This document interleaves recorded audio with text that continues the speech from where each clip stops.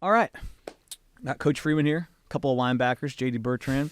I have a trivia question. That's how we're going to start this. JD, do you know how many tackles Coach Freeman had in 2007? Do you know how many tackles you had in 2007? Okay, do you know how many tackles you had in 2021? I hope you don't. Like, you don't keep stats, do you? Good. Okay, I got you with 102. Do you think he had more or less than 102? I give him more. No way. 109.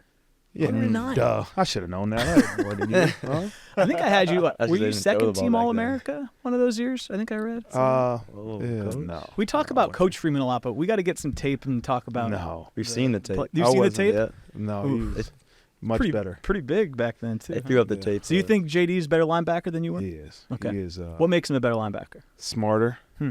right? The way he prepares. He's more physical. Now, I don't know if he was as athletic, but those traits, I mean, that's what makes I've never been around somebody that prepares the way he prepares. Mm-hmm. And I've told people, I use him all the time, like, that's the standard. Like, and very few, none have reached that other than him, but the preparation he puts into the game, that's why he's so successful, man. What do you like about having a head coach that was a linebacker? Is there anything about it that's good? Is it bad? I know that probably not a Maris said that he's all over you guys first, so maybe it's the negative. But what do you like? What do you dislike? I mean, there's some good and bad. I mean, I think the good is, like, he's able to see the ball from, like, our perspective. Like, he's able to kind of know what things are happening, what mistakes we're making before. I mean, almost times before we make them, but when we're coming off the field, like, he knows why they scored, like what we can do at our position specifically to make sure that we're able to come back out the next series and be better. So he's always talking to you guys. Yeah. Still. Oh, yeah. He said when he becomes the head coach, it's tough because he doesn't get to be a position coach. But I still get the sense like he's head coach and really still wants to be linebackers coach. No doubt. I'm always watching them, and part of it because you had a year where we were together, right? And that relationship will be different than any relationship I have with any other players on our team because I was their position coach for a year. But that's where my eyes go. Mm-hmm. I watch their individual drills and I want to go and help, but I stay away. I just watch them from afar, Mm-hmm. And critique in my own mind. It's like the gift. Yeah, exactly. Campbell Award. We talked about it before we started here, but you're up for it. I think you're the first Notre Dame player I heard since Drew Tranquil. A great example for this program. What did it mean to get nominated for that award? It's super special, and I think it's great to get the recognition, but there's also just been so many people along the way. I mean, even him, like in our linebacker room, just ripping guys if we have some academic problems back in the day. And so, but there's just so many people along the way that have helped me, and so it's really cool, like from the times when my mom used to make us sit and do flashcards on the way to practice and those kind of things. Just like it's cool to be able to see all those kind of things like shown in this award. Feels validating, right? Exactly. Like the work's paid off. Yeah. What's it mean to have someone in your locker room? I mean, you mentioned the kind of leader he is and the work he puts in, but to see it recognized on a national level, what does that mean to you?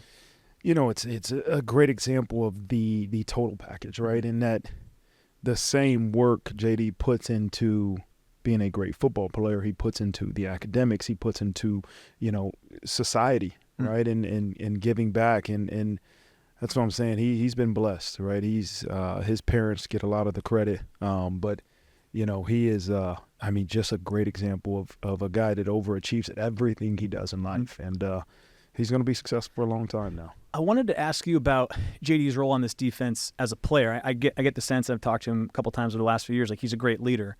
And then I've talked about the 10 takeaways over the last 2 weeks. You don't have a takeaway yourself, right? But he's very involved in why those takeaways come to be. What does he do for you guys defensively that lets the other guys have the success that shows up on the highlight tape? Just the consistency in his performance, right? Is what you're going to get out of JD Bertrand. You know what you're going to get out of him in practice, and you know what you're going to get out of him in Saturdays. And he does a lot of things that might not be in the statistics book, but the ability to beat, like I really appreciate the linebacker position, right? And I'm getting to a little bit of the technical side, but it's really difficult to beat blocks one-on-one. And it's a mentality, but also fundamentals. And you'll watch JD play, and the ability for him to beat blocks one-on-one, to take on another block so somebody can make a tackle or to make the play himself is just such a unique talent that is really special. There's obviously parts of his game that need work on, which we're never satisfied. Penalty, is that what we're talking about? Oh, don't bring that that one. up. You Don't wanted bring to that talk one about up, We'll talk about that. Okay. We'll talk about that one off air. But yeah, there's just again, man, he is the ability to make other people around you better. Yeah. I'll use JD as an example for a long time as I continue to coach, but probably one of the greatest traits he has is the ability to make those around him better, and that's by his play, but also challenging other people, and it's something you can't take for granted. How do you develop a mindset that is selfless and can help others get better? Because one of the first things that you said when I'd asked him about Jaden's pick, because I could tell you genuinely were thrilled that Jaden got the pick, got the touchdown. If some people, they play and they want the spotlight to themselves. And if you're going to be a middle linebacker, sometimes, like you said, your play is going to make somebody else shine. How do you develop the right mindset so it's always team first and it's always the other guys who might get the attention? I think for me, like someone like Jaden, like I've been in his shoes before. And you come in and you think you're going to play right away. You think all these things are going to happen. I always say like the Kyle Hamilton career, but then it doesn't happen. And the majority of guys, it doesn't happen. And so I've been there before. And so I've seen his gradual increasing growth and his gradual increasing development and just him continuing to get better. And so when you see him make those big plays on the big stage, like it's super exciting. How do you, this brought up a topic that I'm really curious about because there's so many different careers, right? Yeah. There's the Kyle Hamilton, comes in day one, boom. There's the guys that have to earn it every step of the way. I think as someone who's been around and has stuck it out, like Chris Tyree, changed positions. Now he's thriving in punt return and wide receiver. I'll start with the coach. But, like, how do you talk to the players? There's 110 guys that have 110 different paths that it's probably not going the way they all wanted to, but there's still a way to make it work. How do you communicate that? Because it's a bumpy road, as you said. Right. It's a tough, bumpy road to kind of navigate. That's probably one of the biggest challenges as a leader, as the head coach, is to get our players to understand every individual road is different. Every path, every journey is different, and you can't compare your journey to the man next to you, right? Your journey is different. It's your own individual journey, and for some people, it's instant playing time.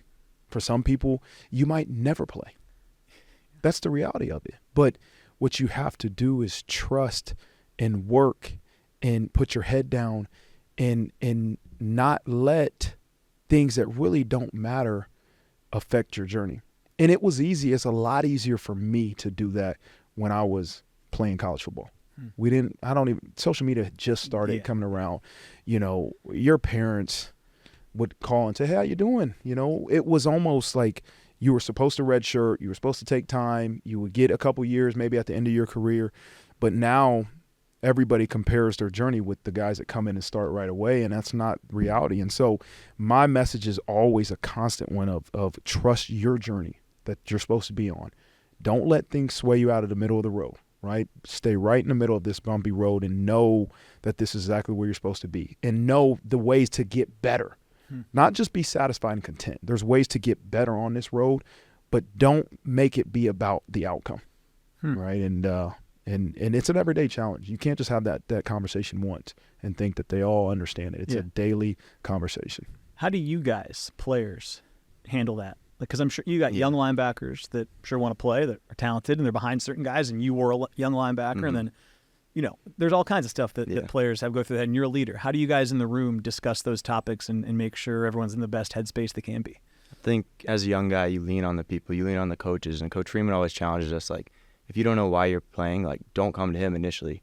Come to your position coach. And then when you have that figured out, then you can go to him. But majority of the time, your position coach is going to shoot you straight, and he's going to know exactly what you need to do to get better. And then they also lean on guys like us, like the older guys, and we've been through it, as I said. But, like, my thing was always, like, how do I maximize myself so that if I never play here, I can say I did everything possible to be able to make sure that I could have played here, like, or I could have did everything possible to make sure that I was able to reach my full potential as a person. And if that doesn't mean playing at Notre Dame, then it didn't mean playing at Notre Dame. So that's kind of where I was. Last one for each of you guys. I'll start with you, JD. Just, you're coming towards the end of this journey at Notre Dame. It's been a great time, I assume. I've talked to you a couple times. Your brother was here for a while. Just, have you had a chance to reflect? And if you have, just what comes to mind? What do you think about when you think about your time at Notre Dame? Honestly, I feel like I haven't reflected that much. And part of that. I mean, you can even see it on the field. Like, I'm not a huge celebrating person because for me, it's always like the next snap. And that's still right now where I am. It's just the next game. But the one thing this past week, and that kind of made me reflect, was I took my parents into the locker room, the game day locker room, and they saw the play like a champion sign and those kind of things. And we took those just kind of pictures and stuff. And so I think it was really cool just to be able to have my whole family here and be able to just show them those kind of things and be able to kind of just take that moment to just be together and just enjoy Notre Dame for what Notre Dame has done for me. That's great. I always ask you this. I know you've spoken about his leadership while he's here, but whenever he's done here, what excites you about the future for this guy? Man, it's.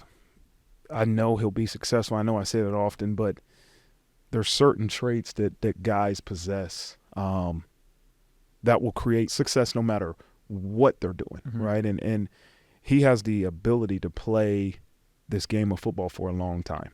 But a lot of that is up to injuries and to what happens with your body and things like that. But whenever the game of football is done, if he takes the same approach, he will. Yeah. He will.